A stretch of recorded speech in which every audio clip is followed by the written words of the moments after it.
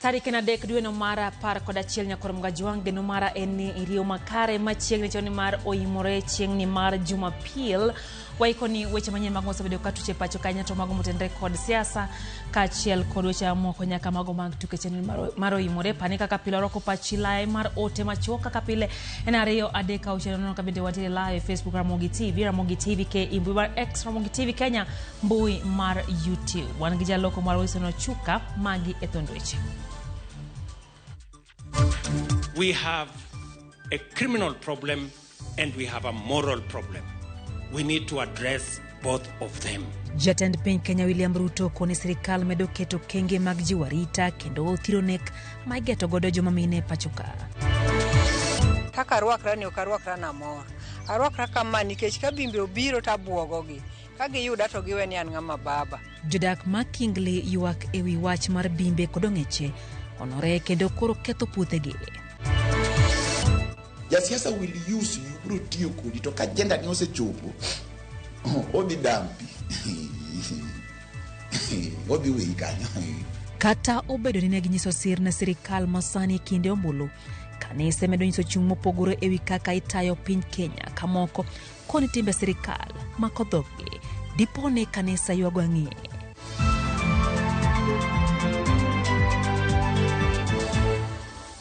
Machiegni nyakoro mgajuang nyinga Lydia Hokeyo. Jatend piny Kenya William Ruto kwa Kenya mondo miona ni weche magarita ochakore kod gi seche manek ma igeto godo joma mine medore kendo kelo luoro e Turkae. Olone sirikal oseketo kenge mag rakruok gi midhiero ma kamano ka kwa jopiny mondo mi okonygi e kedo kod timbe marocho arita e pacho kae. Nyafomara Fredrick Omondi chakonwa chenro ni maro imore gi report no e yo machal kod ma. Kaluwore gi lipode mag nek mag joma mine ma osebedo ka medore pachoka. Riwruoge makedo ni ratich oganda kaachiel gi kanise osebedo ka dwaro mondo oket nek mar joma mine kaka midhiero ma okwako piny Kenya. We therefore want to speak on defense of every human life in this country and ask the people who are charged with the responsibilities of protecting the lives of the Kenyan people to do their work properly and protect the Kenyans from the killers. Kuom mano, oganda osebedo ka rito winjo gima jatend piny William Ruto dhi wacho ma otenore gi nek mar joma mine ka gikone to koro ogolo duonde kendo okwedo tim makamano. Vijana wetu hasa wasichana wanauawa kiholela. Wasichana watu ambao tungekuwa tunawaonyesha mapenzi, tungekuwa tunawapenda, sasa imekuwa ni mambo ya mauaji. Koloso e kanisa mar African Divine Nairobi, Ruto okwedo nek mar joma mine ma owacho ni itimo gi joma chuo kendo okwajo Kenya mondo oneni kinde duto oneni weche magarita ochakore kodgi. How can it be that our girls, the women of Kenya, that expect us to love them, that now they are dying in the hands of men? As parents, starting with myself, as parents, as Kenyans, we must also deal with a moral issue. Let us not just finger point as to who should do what. We should also begin by saying, what will I do as a citizen so that we can stop this menace? Jatend piny bende osingo ni bede migepe magarita oseketo okenge mar rakruok gi rochruok mar arita ma oting'o nyaka nek mar joma mine. We have a criminal problem and we have a moral problem. We need to address both of them. As government, I want to promise you we will go out of our way, provide resources for our police to deal with this challenge. So tutashirikiana, and we are going to have a comprehensive program on how we are going to address this in a wholesome manner so that we deal with the criminal issues, but we also apply our minds to the moral issues in our society. Mae obiro seche mamiyo moro ma hike ni ediere bende ne ochwo gi pala ma onegi kar dak maka West Nairobi ka achich mar nek makamano ma oyangore George Mutegi ma iwacho ni en jahera miyono ne oringo ma olal ka obila ma Kasarani potimo ne apedha. Penjo makoro nyiedhore, be sirikal oseketo okenge moro mar rakore gi nok mar arita pachoka moloyo to ne joma mine ma osabed kinego e yore magalagala. Fredrick Omondi, Ramogi TV. Kwa mgajang tudroke kinde kanisa kod josiasa mapacho ka osebedo kanyuolo paro opogore opogore anyate kinde mag yiero kod bang' yiero makamago. Yiero mokalo, jatend piny Kenya William Ruto nobolore ne kanise gino manomiyo thoth kanise onyiso geno kuom singo manomiyo jo Kenya. Kata kamano tok yiero moko kuomgi osebedo kaseyo kitelo makoro gineno ka moko timo nyaka mos kuom chung' margi kinde mag yiero. Dibed ni duond jodolo nyiso ni kanisa ywak kiling'ling' ewi chung' margi mar siro Ruto e yiero mokalo. My report. Tudruok e kind kanisa kod josiasa e pacho ka osebedo machiegni.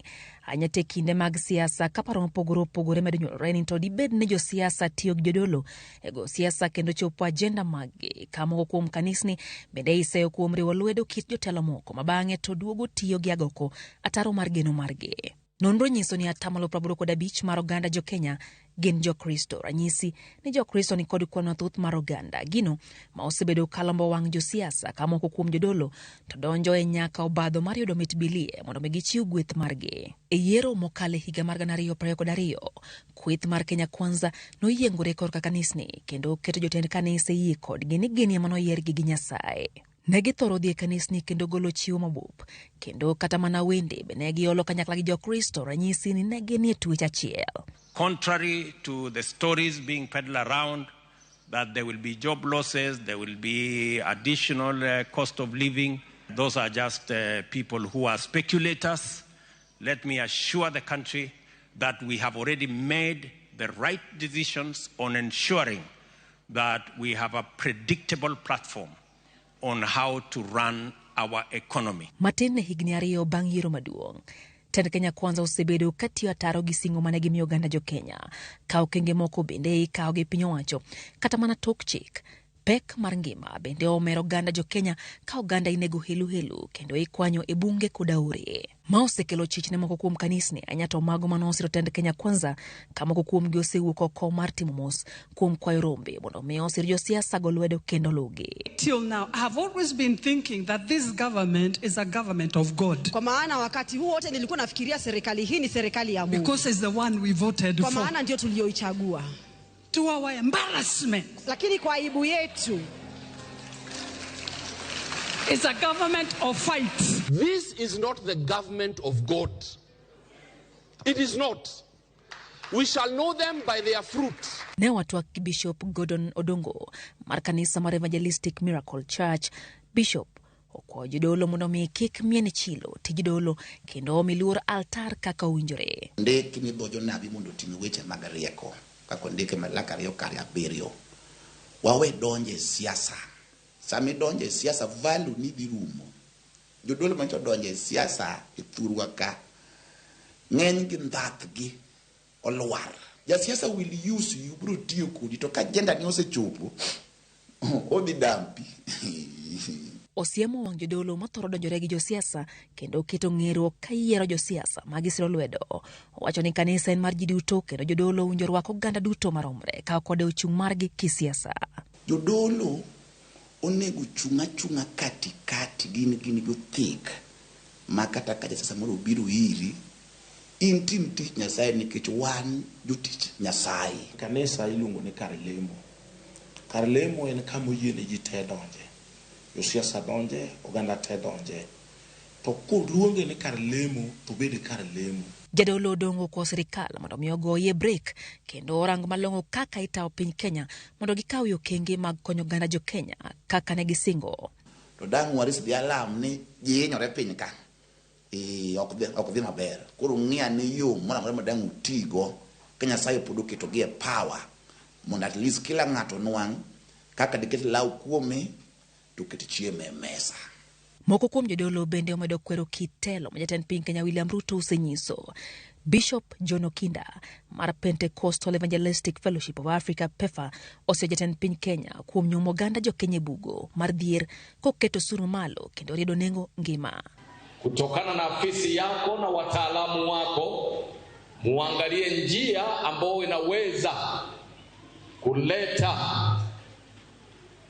sehemu ya ushuru iwe ni sehemu ambayo wana Kenya wanaweza kuibeba kwa wakati huu. Okinda onyiso Ruto ni odhimos emeto marusuru mar konyo helni mapachoka dongore kowacho ni mae na chiel kuom yore mag bero chui mapachoka to ok mayo ganda ka bende oseo mokalo kitokuma mar thieth mar SHA mawacho ni sani osemedo midhiero ne oganda jo Kenya. Katika bima ya afya pia kuna kilio ya kwamba hata ingawaje tumeama ama tunaama kutoka ni tukielekea shift, tunaona ya kwamba malipo hayo bado yako juu zaidi na wengine hawawezi kuyamudu.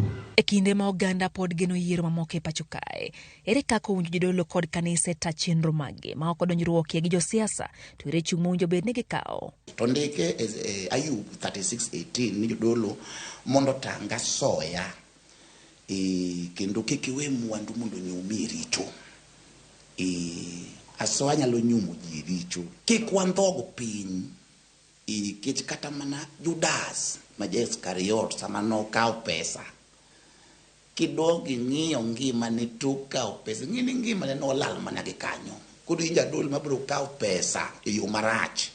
Itiekori. Kanisa koro kwa mondo mi obed akicha, oti gi roho kar tiyo gi ringruok, kendo giwe akwede mar keto ng'eruok e kit oganda ma gilemonegi, kamoloyo to gibed duonda makwedo richo ka ok odewo wang' ng'ato. Lydia Okeyo, Ramogi TV.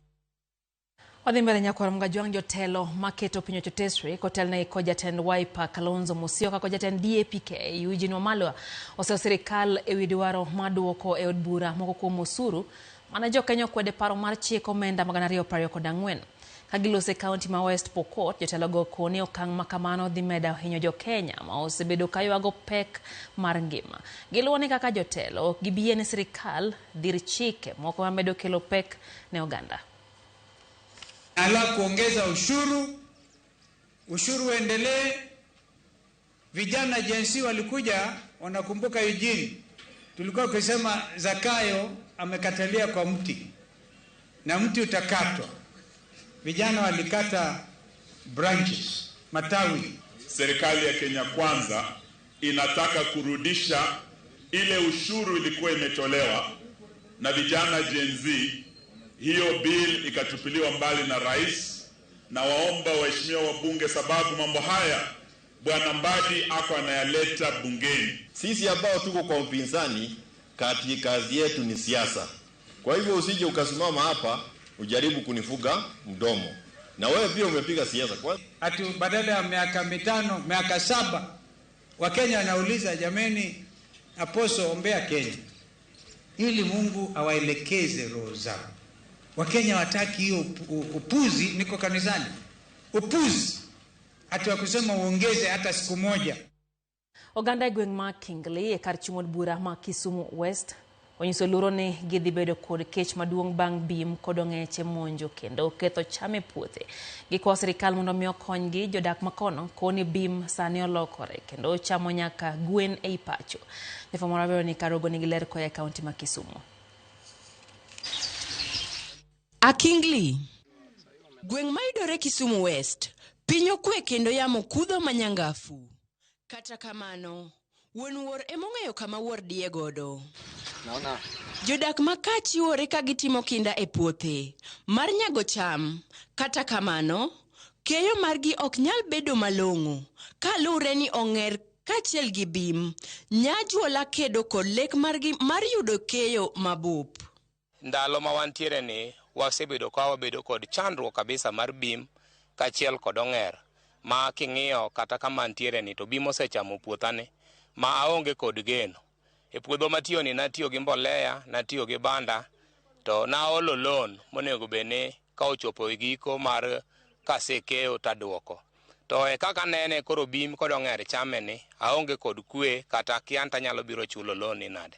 Gikawnwa ma zao ma wasepidho puodho. Gibiro ka wasekomo to giero. Ka giyudo ka kionge to gitieko te. Jopur ma Akingli koro kwano lal ma okel kod bim ma olokore kendo chamo nyaka gwen. Ka cham, olemo, omuogo kod mamoko bende ong'eche kod bim oloko margi. Akingli ka waonge kwe. Wan gi bimbe machalo nodak kodwa kendo gichandowa monge kaka watim. Sani kaka unena ni kaka arwakra ni ok arwakra na mor. Arwakra kama nikech ka bimbe obiro to abwogogi. Ka giyuda to giwe ni an ng'ama baba. Sama arwako full dress kata skirt to ging'e ni an mama kendo gichaya giyora yora. Koro chuna ni nyaka arwakra kama nikech kinde ni maembe onyak. Arito maembe gagi. Kaka uneno gi nyak ni ka wuok to bimbe oro gi piny kendo kanyal duoga yudi. Koro last week kane wawuok ka kane waduogo to wayudo ka bimo chamo gwendwa mag group 8 to gwendwa gi ema konyowa e weche mag school fees gi weche mamoko. Koro wakia kaka dwa konyre nikech gigi osechopo makoro ni kodwa machiegni. Kaka yor neno ni wuon kwer oko anono, jopur e gwengegi ok nyal timo gimopogore gi rito legi, mondo eka gibed kod geno mar yudo gimoro e puothgi mar dhiro uchumi masani mani malo. Wan gi chandruok mang'eny, cham bende ok wanyal chamo, wapidho, wapuro gi pesa mang'eny to ok wanyal yudo yuto. Wasiko mana ka kidhi taon yud gorogoro 2 to ni puro gi tekoni mondo mi yud chiemo ok nyal yudo area ma Kingiliga. Kata obed ni ma ok thuolo mokwongo, ma midhiero otudo oganda ma Akingli. Kuom thuolo machielo, gigolo kwayo makende ne sirikal mondo odonj e wachni kendo oresgi e lwet le mosiko kelo negi lal kinde ka kinde. Arogo Veronica, Ramogi TV. Block mar kar pur maloa Kuja irrigation scheme malach ne romo ekas 200 ninda kendo onge chenro mag pur madhi nyime kata bed ni nitiere kod pi kod gik mamoko madware mar pur. Jopur makono koro dwaro ni omed yar chenro mag pur makanyo kaka Jojuma lerono koya kaunti ma Migori. Oganda e kaunti ma Migori motingo jopur kod kata josiasa osebiro kadhiro piny owacho mondo koro tiek gedo mar kar pur maloa Kuja irrigation scheme mantie lo malach romo ekas 1019 e sabkono manyatike e kaunti ma Migori. Bang' limbe ma jatend piny Kenya William Ruto e kar purni e kinde maromo dwe achiel mokalo, chenro mag gedo dhi nyime e kar purni kendo igeno ni e kinde mar higni 3 mabiro idhi tiek gedo mar kar purni maloa Kuja irrigation scheme. Nyaka sani maromo ekas 6,500 ma oting'o Block 21, Block 11, Block 3 kaachiel kod Block M emosetiek gero kendo chenro mag pur dhi e nyime e thothgi e kar purni maloa Kuja irrigation scheme. E kinde nonro marwa ne yango ne Block M magedo mare ne otieki mokwongo e higa mar 2018 kendo pi nitiere mar pur. Onge chenro mar pur madhi e nyime kendo puothe malach giromo ekas 200 ninda. Maneja maloa Kuja Isaac Munga wacho ni Block M yande pur dhi e nyime kata kamano ne oduogo podho. Nochako tich higa 2018 mondo chake tich. To iyudo ni eka 200 inyalo yudo ni landowners gin ji 3 kende. Koro ji 3 gi ng'at achiel nyalo ni nigi land maduong' moinge. To bende ok en thuolo mar miyo jomoko bende oti.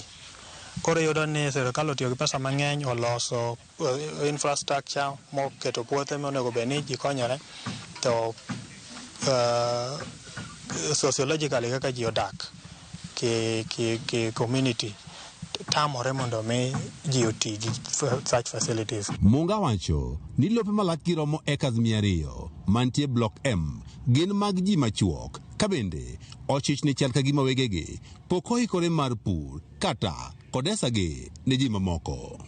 Block M ma inyalo pidhe kothe mathoth moting'o alode nitiere kod pi kod gik moko madwarore kata kamano oninda ka dwaro nitiere mondo kod jotend jopur kod jotelo mamoko ong'iyo ma inyalo nene koro oganda otiyo kod kar purni. Block M onyalo ting'o mchele to onyalo ting'o horticultural crops bende.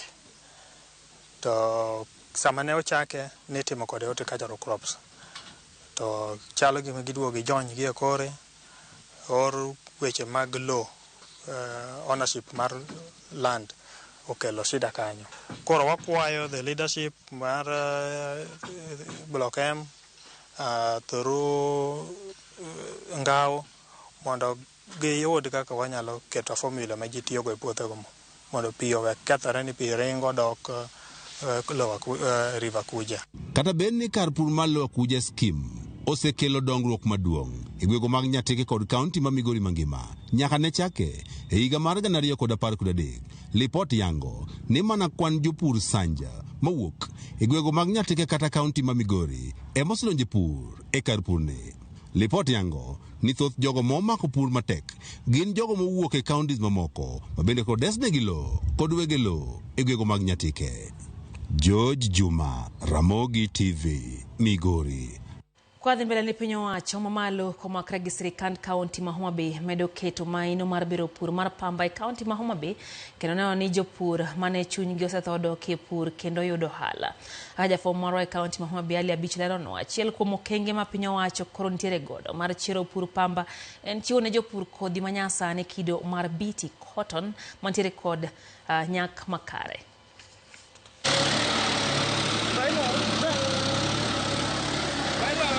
Pur mar pamba en achiel kuom kit pur manatimo maber e kaunti ma Homa Bay kuom kinde mokalo, kendo jopur mathoth ne yudo nweng'o margi e yo mowinjore. Kata kamano pur mar pamba ne ogore piny, kendo piny owacho mar kaunti ma Homa Bay komakore kod sirikal mamalo osebedo ka keto maino e chiro pur mar pamba kendo e kaunti ni. Achiel kuom chenro ma piny owacho osebedo ka dhigo nyime mating'o malo pur mar pamba e kaunti ma Homa Bay kod medo kwan jopur mag pamba e kaunti ni en chiwo ne jopur kothe mag pamba mani kod nyak mowinjore ma bende ong'ere ni BT cotton. Apisas mag piny owacho manotimo limbe macho wange ka chenro mar pur dhi nyime kaunti ni wacho ni dwaro mar piny owacho en keto mijing'o mondo jopur mag pamba medre kaunti ni. County governments together with the farmers they have engaged, they are making in promoting cotton, and it's a very impressive effort, and we have been able to engage with the farmers and they have shared their experience of increased production with the introduction of the BT variety.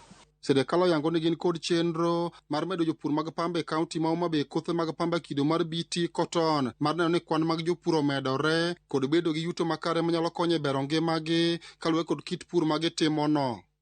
The national government, in collaboration with the county government, we have the support of our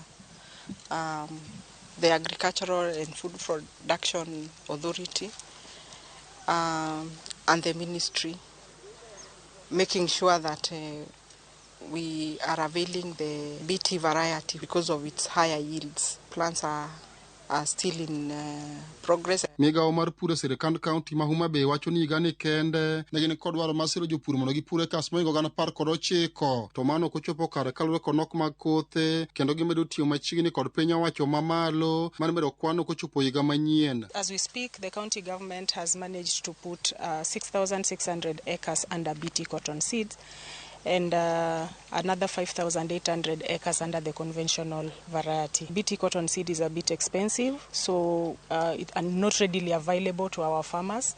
So we are trying to support farmers with the help of the national government and other stakeholders. Our target as a county is to put 19,600 acres under cotton this year.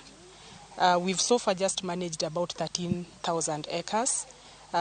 Because of unavailability of the BT cotton seeds. Ali Beach, Ramogi TV, Homa Bay.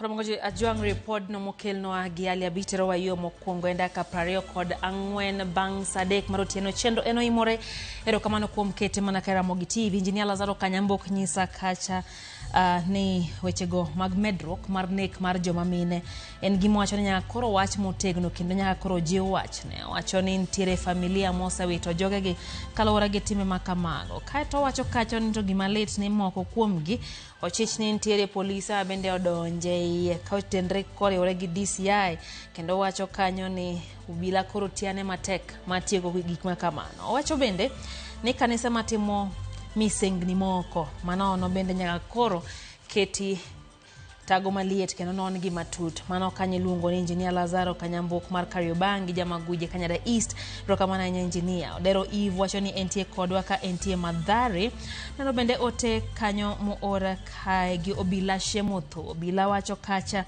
ni holo machiegni ahinya kendo wacho ni onagi poko kaw motegno wacho mar pur kaeto wacho no mora ahinya gi pur makuja Homa Bay wacho ni gen kod oloch Kimira irrigation to pi igoyo to dhi nono. Jopur oweyo puothe oyugno nyaka koro jowuog oko wuok kuonde ma giyue kendo mondo ti matek. Owacho ni mogik weche mag nek mag joma mine en gino mamako dhoge ahinya, kendo wacho kanyo ni gin gik ma ntiere weche moko motudre godo machalo mochich go kaka obila ni gin weche motudre kod gimoro ma ng'ato dhi yude iye, omiyo kelo fuere e kind oganda nyakor Mgajong. Pastor Collins Odindo nyisa kacha ni Kayole e kaunti ma Nairobi owacho ni ntiere mana kati ende nyaka no awe chenro mar ratil pod okete mana ke Ramogi TV. Owacho ni poko mulo remote oyie ni kawana ahinya opwa ahinya twak mano obedo kanyo mano mar keto ratil e duond buche mar ODM gi UDA. Owacho kanyo ni koro gichalo nyithi miyo achiel. Owacho ni en twak mano owinjore oganda bedgo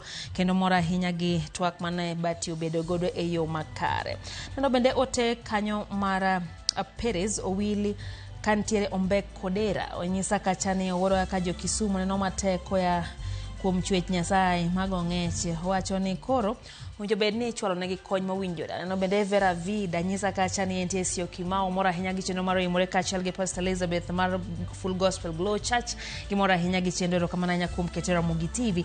Neno bende ote mar Mama Sonko Mikae Kiloki wacho ni en gi wuon pare Kevin Adada to gima lit ne en kaka inego mine malite pacho kae. Owacho kanyo ni min gi Benta kantie Kiambu, wuon gi Mabinga kod wuon Luka kantiere Orlando Gwasi okaw mos mage e sechegi chenro ni mano mar oyimore. Beno kanyo Mama Perez Adhiambo Hamek kantie Gotko Kech onyisa no saigore chenro kaka pile kendo mora ahinya. Neno bende Pamela Kech, Priska Chola, Margaret Alo, Priska Odhiambo Odera gintiere akili gi mora ahinya gi chenro kachiel Kawel no diwuor mar Maguti. Benta Gor mano jakomwa gugni mawahambla onyisa kacha no sechekin entiere kaka pile. Nyakoro Mgajong kapok wayeno kanyo koguda ka Yesu nyisa kacha ni horwako jiduto tetete e kopo mar mamagi Princess Julie medhe tem tarik 7 mano tich ang'wen juma ma wantiere ni. Wacho ni wamed lamo negi hoch moya malo kuom ruoth mosa ahinya kendo nyadichiel kendo guda ka Yesu en geno marwa ni kopo makamano dhi bedo makare kendo chuny mama mondo mi oyue kama okwenya. Koro Mgajong oyue matin ma eno imore kikidhi mabor.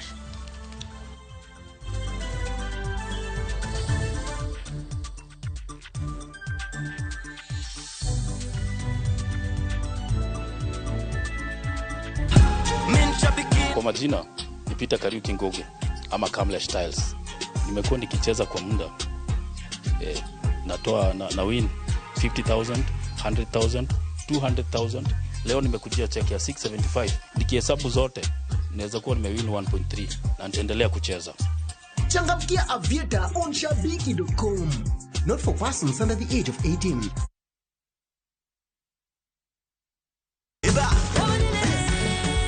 Beikori mar chako wuoth e piny mar thum. Thumbe mane oloko tieng' mang'eny. Fwenyo sigendni. Wende mag piny. Koda sigendni mayudore wendego. Wajan thum gilmoro. Okay. Den giradhi. Ngoma wake. En kama gik mane otimore chon koda matimore sani chopo e winjruok maber chuth. Ngoma owake wuok tich nyaka tich abich saa 10 odhiambo. Kik bai. Are you craving an unforgettable adventure? Discover the magic of Asia na View Travel. From the ancient temples of Vietnam to the vibrant streets of Malaysia, experience the beauty of Bali, the futuristic charm of Singapore, and the cultural richness of China. View Travel, your passport to unforgettable experiences. Tembelea Asia na View Travel. Book now na lipa pole pole. Visit viewtravel.com or call and WhatsApp 0703-254-254. View Travel. Dream, explore, discover.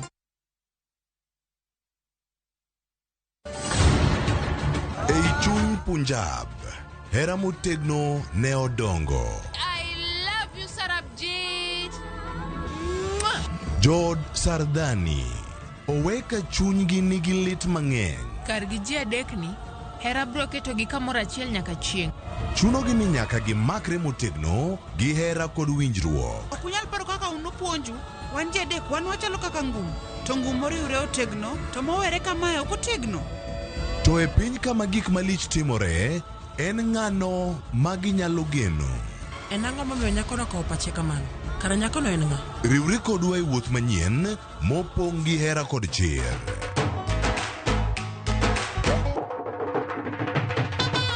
Choti Sardani, wuok tich nyaka ngeso saa 2:15 otieno.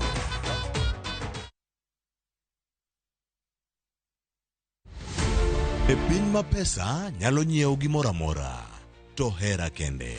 Ikegi manitimo nachi, ikegi momiyo in kadonge. Natimo nyango. Pare ni wango iya. Nikech ong'ado ni odwaro bedo osiepne, ochopo e okang' ma ng'ato konego chop. Kanyal wacho nyathiwa otieno timona tim malit. Koro chiegni fwenyo ni chulo kuor ok nyal pim gi gimoro amora. Kendo adhondege osemiyo bedo motegno moloyo kaka ne oparo. Inene piny ka nyaka ing'wone nyanya wadu. E tugo mar chuny kod teko, ng'ano biro chulo nengo maduong'ie moloyo. Koro ing'isa ni dwaro nyathini adhi golo ni nyathi kanya na kia kama otieno wuodi nitie. Kethona e wi Nam Sinema, Jumapil saa 2 kod saa 4 otieno. Kik bai.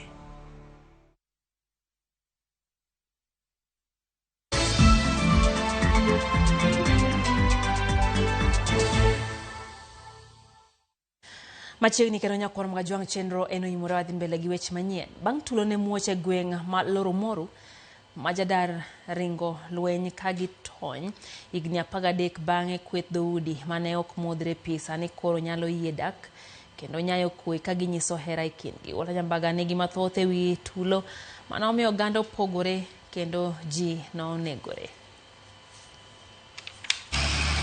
E gweng' malomo loru Ngelecha location e ward ma Mukotane County ma Baringo, lwasi okwe kendo auka kwadho mayom meweni onge midhiero ma jodak makao sekale. Kata kamano, e higa mar 2013 ka ne ong'ere kaka kar lweny e kod amen mapek e kind oganda ka oganda rakore rigiri kendo dunyore kang'none. Moko ne chweyo kod asere to moko ne jalo kod ojalo e kinde mar rung mach ne chwe mako moko mawit ngimagi. Oganda ne inego ka gwen kendo ne chuno mondo jodak Malomo Roru to kod Ngelecha ne duny ng'wech mar reso ngimagi e kit lweny machal kamano. Chal mar arita kwe ne okethore kendo chuny jopiny ne opong' kod luoro. Na kwa hiyo wakati ya mzozo nilikuwa na miaka karibu 20 na kitu, karibu 27. Na mzozo haikuanza mbali, ilianza tu hapa mahali ambayo tulianza amani. Ikaanza hii laini. Kukatokea mambo na wizi kidogo kidogo, wizi ikapanda huko juu, ikateremka hapa chini, alafu ikakuja tena hapa chini, tukaanza wizi ndogo ndogo.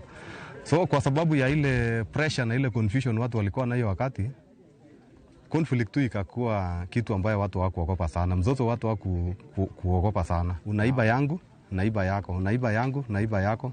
Oganda mane wuotho kowuok e gwenge mag Kiserian kochomo Makutano kono wane nyaka ne gibede bwarita mager to kendo madiny motegno e kendo kata obila ne owito ngimagi kalure kod monj mag jonjore mag kuo mag jamni. Wale sasa wakora kutoka away wenye wanakaanga huko mbali wakaona kuna mahali ambayo watatake chance hapa, wakaingilia sasa kabisa, ile wanaingilia wakibomoa na kupeleka yote.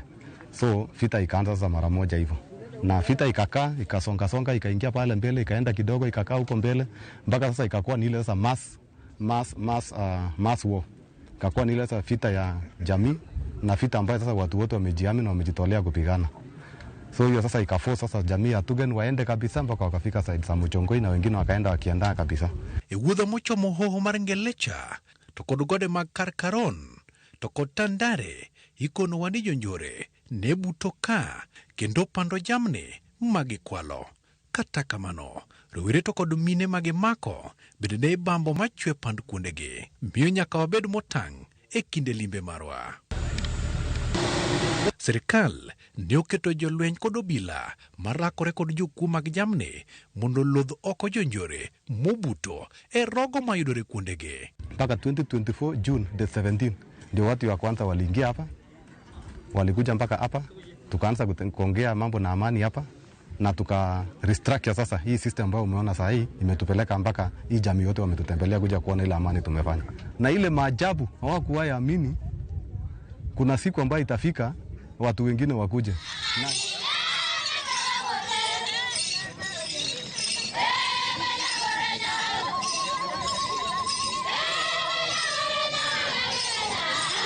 Gisani, pogruok nitiere malach ka jodak mane oringo lweny kod rach mar arita kwe koro duogo mos kendo riwore kod jowetegi mondo gidhi nyime kod dak margi machon. Hivi leo nimeshtuka kwa sababu yule mtu ambaye nilikuwa nadhani ni adui wangu tunaweza kupatana naye, tumeweza kukumbatiana, wengine wameenda kupiga stories huko chini ya miti, na mtu mgeni mwenye angekuja eneo hili angeshangaa ni ukweli hawa watu wamekuwa wakipigana kweli ama ni uongo, kwa sababu mtu haujapatana labda rafiki yako kutoka lile jamii lingine kwa zaidi ya miaka 12 umekuwa ukimjua kama adui, lakini hivi leo mnapatana naye, mnakumbatiana, mnasalimiana, mnaenda kupigiana hadithi ya kutoka wakati yenye mzozo ilitokea hadi wa sasa. Kuthulu marigni 13 mosekalo, sigune nitiere kindgi kendo ne ok gimodhre pi, maka giromo to en amen machal gi mag ruedhi. Kata kamano, gisani giyie mar keto tenge pogruok margi kendo dak kanyachiel. Hizi jamii ya ng'ombe na jamii ya hizi jamii zetu, hakuna wakati tumeishi bila silaha. Sababu kutoka kitambo tulikuwa tunatengeneza mikuki, tulikuwa tunatengeneza mishale, na hiyo yote ilikuwa silaha. Na hata saa hii kama fashion ya bunduki imekuja, bado ni silaha kama ile tulikuwa nayo. Na hiyo wakati pia hakuna wakati watu waliwahi ogopa kwenda vita sababu walikuwa wanatumia mkuki, walikuwa wanaenda vita.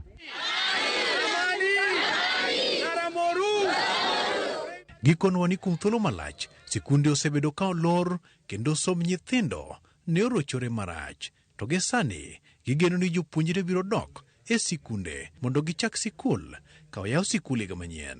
So unapoona hii shule ya Ramogi ilianzishwa tamu hii na waliweza kuleta watoto 118 wenye hawajawahi kwenda shule yeyote.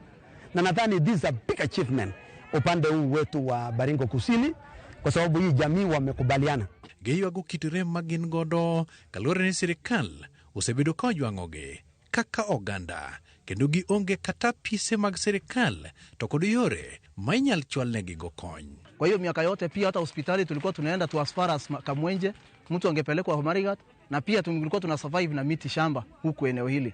So tumekuwa tukiishi hivyo. Na unajua sasa tukiwa tunaishi huko msituni ni msitu ambayo serikali pahali serikali hawako, pia tunaona kama ni msitu kwa sababu zile huduma ambazo zinahitajika kwa Mkenya yeyote ile hatungeweza kuipata.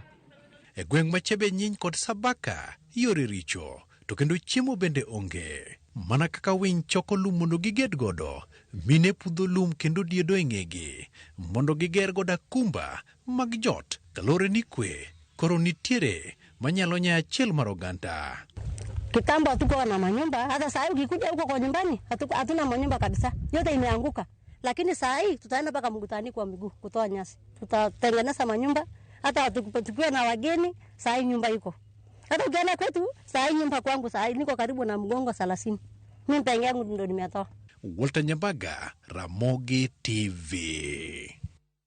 Hospital Magarbatula e kaunti ma Isiolo timo bero margi mokwongo bang' dhi e yweyo mar higni 3 manokel kod onge mar jochiw thieth kaachiel kod gi thieth mopuodhi. Ma timore bang' lakteche osiptandno timo bero ne miyo moro ma jahigni 30 manokonyore kendo yudo nyathine mar 4 bang' timne yeng'o mamoko 3 e kinde mokalo chien.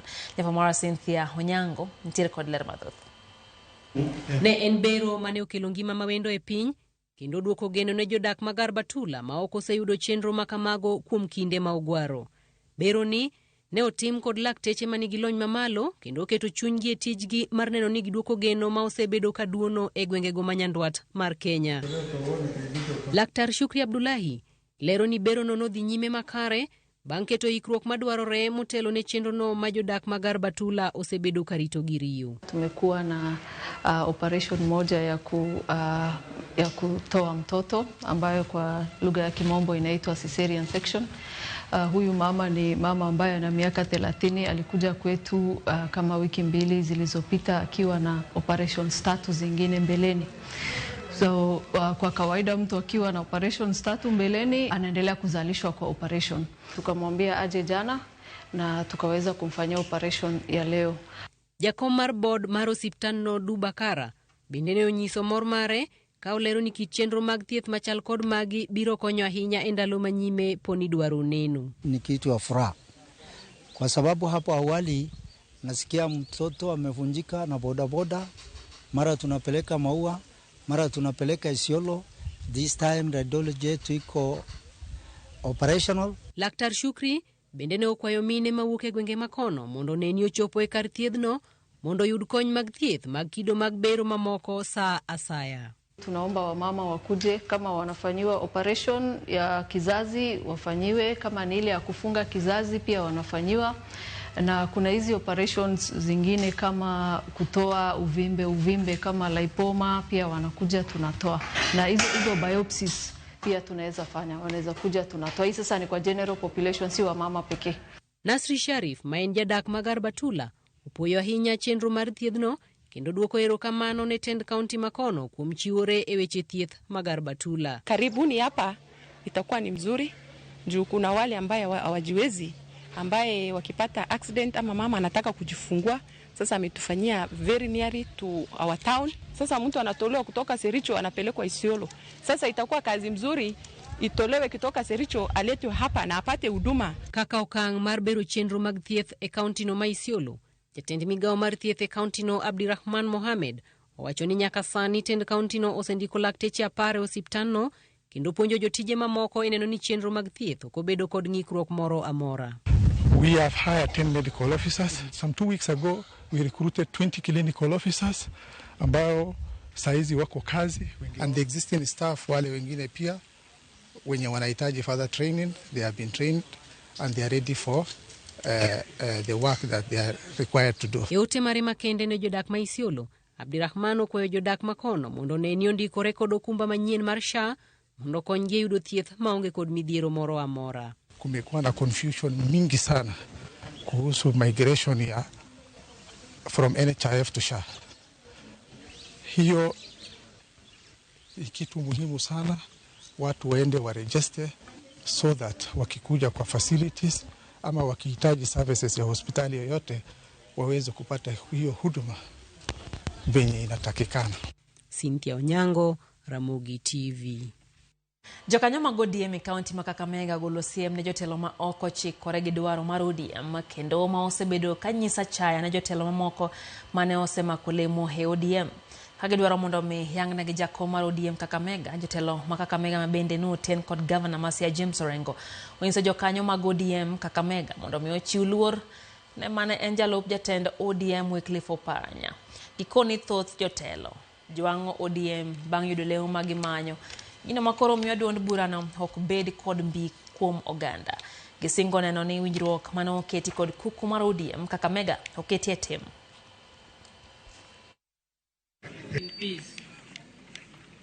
Tunapoteza kila mwaka kila mwezi. We must still work with our leader Raila Amolo Odinga na chama chetu cha ODM.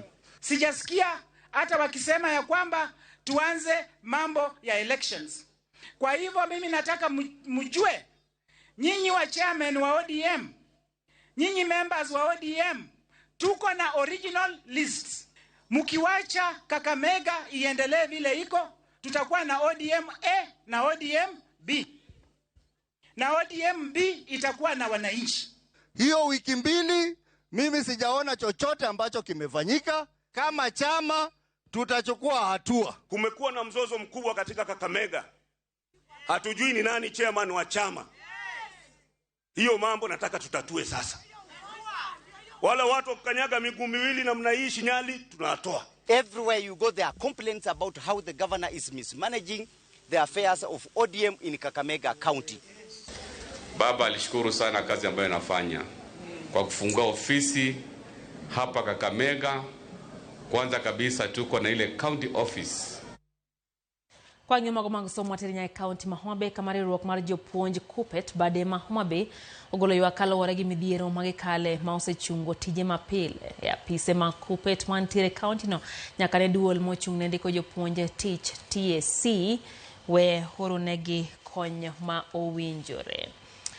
Kwa mwajwang kuom thuolo ma dweche adek sani tije mapile osebedo ka orochre e log tich no mari ruogno mantiere mama Homa Bay kaluwore gi nok mar omenda ka jotije mantiere apis no bende ok osebedo ka yudo chudo margi kuom thuolono duto. Jagoro mar Kupet kaunti ma Homa Bay Stephen Oyogo ywak ni duol ma ochung' ne ndiko jopuonj tich TSC osebedo ka sandogi kuom rem oro ne Kupet omenda ma ing'ado jopuonj. Mandiko jopuonj sando jokupet. Mana kawaparo iga 2015 gi 2016 notuonwa mshahara dweche 9 nikech na wang'anyo ni 50-60. Kane wang'anyo, president nowacho ni ok obi miyowa kata nduru kendo nosandwa mwana dhi nyaka e Supreme Court mane jogo no oketho wach 50-60. Bang' mano notuono pesa dweche 9. Mano begi maneno ka kerera paro mwaneno ni wan bende sani kana wachak waluongo ng'anyo.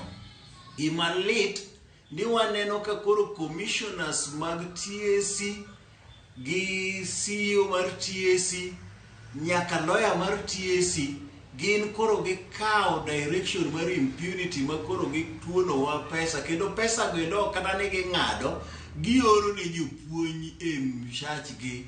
To wayudo ni sama gitimo kamano endo ting'e ni wan koro giketo wabedo grounded ma koro giketo jo-union mondo bed jokwecho makwayo josiasa. Wan pok waneno mshahara dweche 3 BBF manyocha oro ne jopuonj makasane wadhi ko japuonj moro nego bed watero 50,000 ok wanyal nikech gigo gichungo te. Gavana Migori Ochila yako wacho ni piny owacho mar dhi nyime kod chenro mane ni pio yudre ma ok bor ne mita 500 kowuok dala ka dala kaka nosingo. Ochilo mane wuoyo e gwenge mag Kegonga e sub county ma Kuria East kama ne oyawe yanga chenro mar gedo mar pi ma igero kod omenda maromo milion 25 na wacho ni piny owacho mar dhi nyime kod chenro maneno ne oganda e county ma Migori obedo kod yote yudo pi. Director migao mar pi e county ma Migori Juliet Adhiambo wacho ni 54% mag oganda e county ma Migori yudo pi maler ka omedo ni 54% mag jogo ma odak e bombe e county ma Migori sani otudi kod pi mar fereji. If you go to Kihancha, if you go to Kigonga, you go to Migori town, you go to Rongo, you go to Awendo, you go to Nyatike, all those places, there is a concerted effort that is being progressed towards achieving the target of giving access to clean water by our people. So when there is clean water, the primary health facilities and the primary health care is sorted out.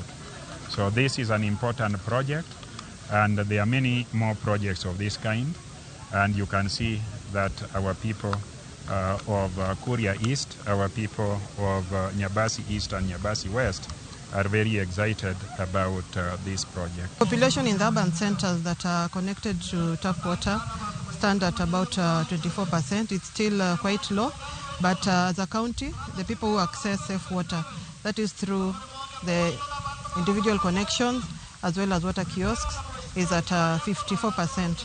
So we are doing all we can, and we are on an increasing trajectory. So more people are being connected to water so that we can be able to achieve the governor's manifesto, in which he dedicated that we'll be able to get water within 500 meters. As a department, we are still supporting MIWASCO to ensure that we can increase the connection numbers. Koromgajuang del bedo kod mor kaluwore kod gigo ma it thoro winjo. To bende mamit magido ite makelo buonjo mana kaka juma ka juma kawuono bende wagido iti kaluwore kod masako it matimore gwenge mikelo nigi Walter Nyambaga. Owinje wacho. Juma nyotek jadolo chaki. Bwana Yesu asifiwe. Pepo katika jina la Yesu. Hiswa. Gol jachien kendo. Na hiyo ndio pepo tunataka tufukuze hapa. Hiswa. Jadolo jachien igolo nang'o. Mimi nikifukuza pepo hakuna yule mtu atakugusa. Lakini hawawezi, mademuni. Riswa. Wewe, nataka nifukuze pepo katika jina la Yesu. Riswa. Tobe ingilony margolo jechien. Koso inyalo mana ringo adua miwewa. Mimi ndio nilichoma hiyo pepo. Riswa. Hey, jadolo. Gavana bende idwa golo ne jechien. Gavana, nataka nikwambie. Tena wewe umeingia kwa system. Tunataka tutoe hiyo pepo. Tuliona hiyo pepo. Ili kusanya kila mtu. Wakasema wewe unataka upinduliwe. Hakuna katika jina la Yesu. Riswa. Bas, wase riswa yawa. Koro watim nango. Musalia. Imisiem sani. Kiki miliri. So Musalia endelea kuwa polepole namna hivyo. Usilete kimbelembele hapa kwa rais. Ulete kimbelembele hapa mambo itakwama na unaweza pata huko kwa shida. Na sisi hatutaki mambo ikwame. Hakuna kitu itakugusa. Musalia, nini itakugusa wewe katika jina la Yesu? Riswa. Jatend piny William Ruto awinjo ni State House bende nyaka bwogie jechien. Hiyo State House ni mahali ya maombi. Ndio mkuje kabisa ule shetani tumwambie riswa.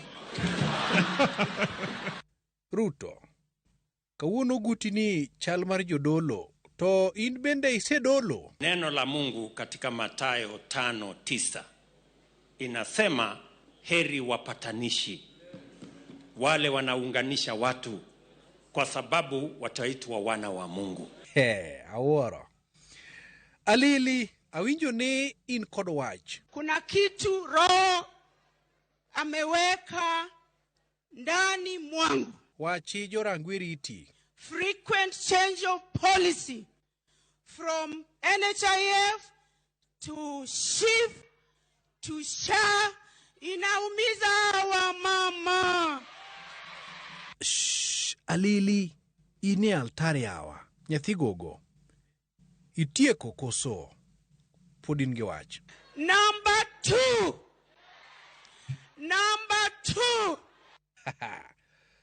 John Badi, wuon kwano. Awinjo ni nyocha okomi luor e pinje maoko. You're right. To why? Nyang jadimo. Etone kidhi mondo ngato oligowi. To mi uluor. That I was embarrassed at Washington. Not that we were treated badly, Your Excellency. I wanted just to clarify. Tuch rais ge wach. But you see, when you find African countries queuing in corridor, then you are called one by one. Nigeria, you come, 15, 30 minutes. Rwanda, Kenya, I mean, for those of us who have some pride, it's a bit...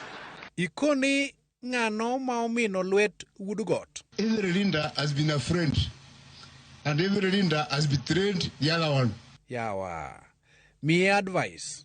So the story of betrayal in politics, betrayal is common currency. Today we are together, tomorrow I betray you. Rigiji, iwachango kum jokma andoke. I've never heard watu ya huko duo wakitukana Raila. Not a single one. Sijasikia Mkale jina hata moja akitukana William Ruto. Sijasikia Mkamba hata moja akitukana Kalonzo. Tojo ayany. Hapa kwetu tu ndio watu wanadanganywa kutukana kiongozi wao. Hapa kwetu tu ndio inafanyika. Sawa kare. To ikoni jodu bura noluth nigigoli oko e apis. Ile speed walitumia kunitoa. Watumie hiyo speed kupitisha hiyo bila ya kahawa. Si hii ya kunitoa ilikuwa haraka sana. Hii ya kahawa imekaa mwaka moja. Mago emasako it kod Walter Nyambaga.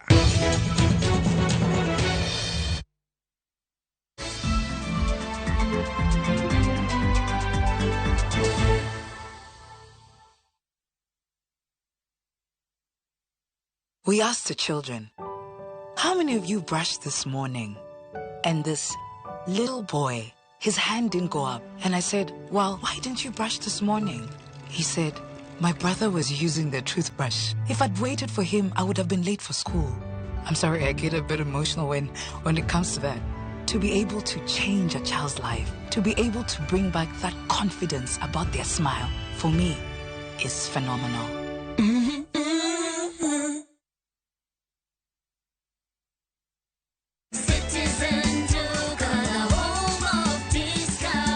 This week kwa Citizen Duka, tumewaletea the lovely lady package from Quickmart. Sour bathing soap, 35 bob. Always sanitary towel, 189 bob. Rexona deodorant, 199 bob. Dove lotion, 499 bob. Ukinunua hizi products ukitumia Citizen Duka, utalipa only 962 bob. Meaning, utakuwa umesave 578 bob. Unangoja nini? Piga *487*5# na ulipe saizi ka vitu bado ziko kwa stock. Citizen Duka, the home of discount.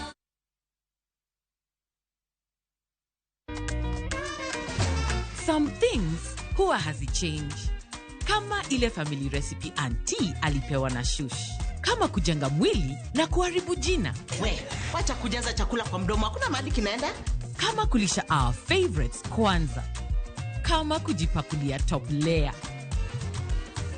And welcome to Pecan Arena. Na kama ladha tamu ya chakula kilichoandaliwa na Rina Vegetable Oil. Now, some things huwa hazichange. Rina, 30 years the story's tamu.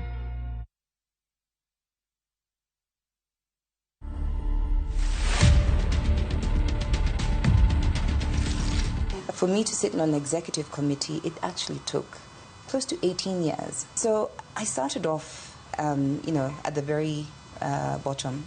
See, the other day I did an interview where they said, what was your first paying job? And it was actually in a coffee shop. I could not understand how people could spend 250 shillings buying a cup of coffee.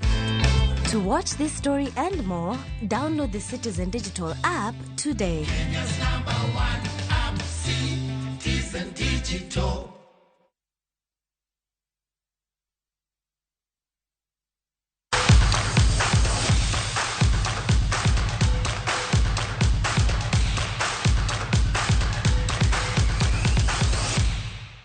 Machiegni mago mag tuke nyakoro mga juang coaches mango picha dhula e kaunti ya Migori dwaro mondo mi piny owacho jolgi e chenro mag tiegruok mondo mi gimed bedo kod lony makare. Giwacho ni coaches mathoth ok nyal medo tiegruok nikech omenda madwarore kod gik mamoko. Ne giwe kinde tiegruok mar coaches 27 tiegruok mabende nosir kod riwruok matayo tuke adhula pachuka FKF. Jalup jakom mar FKF Doris Petra manochopo tiegruogno nojiwo coaches mondo mi odhi nyime kod tiegruok mondo mi gibed kod lony makare.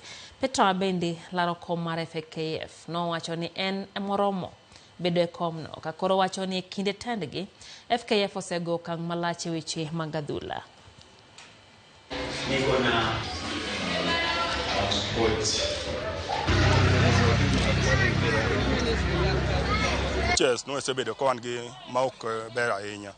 Mondo mi we bed gi football miluongo ni football nyaka we bed gi coaches ma trained. Mai momiyo before the year ended I'd promised ni nyaka we bed gi coaches moromo. Kawuono ma we ni we train 35 and in record we are going to have wadhi bedo gi jolony tiego nyithindo football and mano being in place aparo ni ok we bet kaka nyoche wan Migori machon wadhi bedo Migori manyien. Training makawuono biro konyo vijana e pinye grassroots ka and ineno class makawuono wan gi nyaka achiel ma en player and en a goalkeeper mar Warembo FC na ma en gima ber kabisa nikech kokoro biro dhi tugo to tugo ka already osechako future.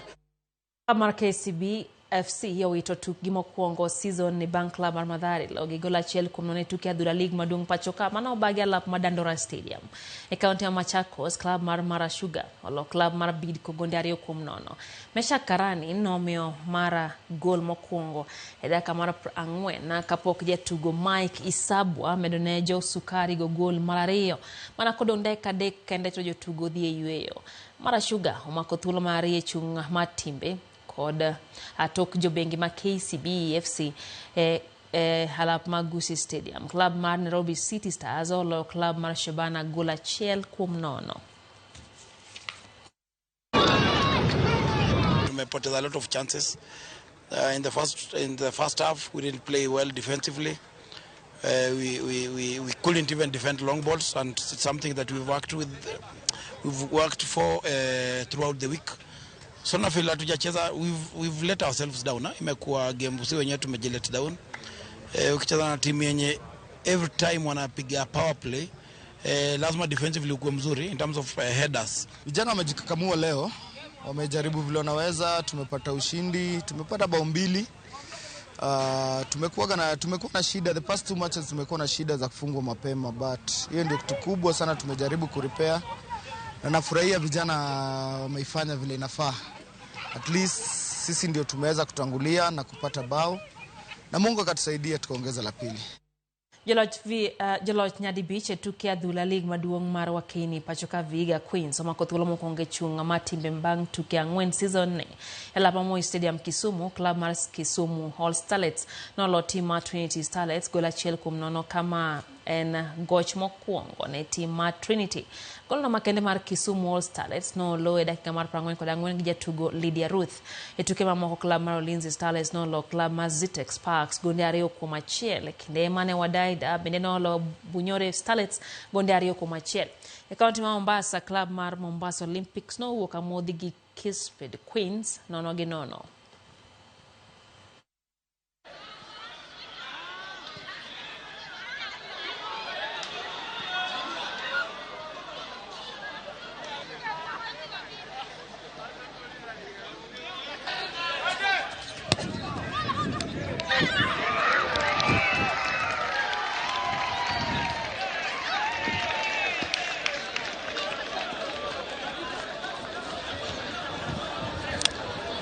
Kawuono jomani nie paponeno. Secondly, Wakela was second goalkeeper, which was a plus. Otimo maber. We emerged winners in today's match. Again, wadhigocho gi Bunyore, our 5th match, an away match. Apani from today, it shows the sengisonyirino nego benigi tio matek. Kampira dhiru matin waido kanyiri waonge teko moromo. So coming next week's training, wadamanyo speed, strength and conditioning. Mondo iteko matieko 90 minutes. Jakenya Sheila Chepkirui olong'we kinda ma New York Marathon kaen kidiny mar yowuoyi Abdi Nage ma wuok e piny mar Netherlands noloyo.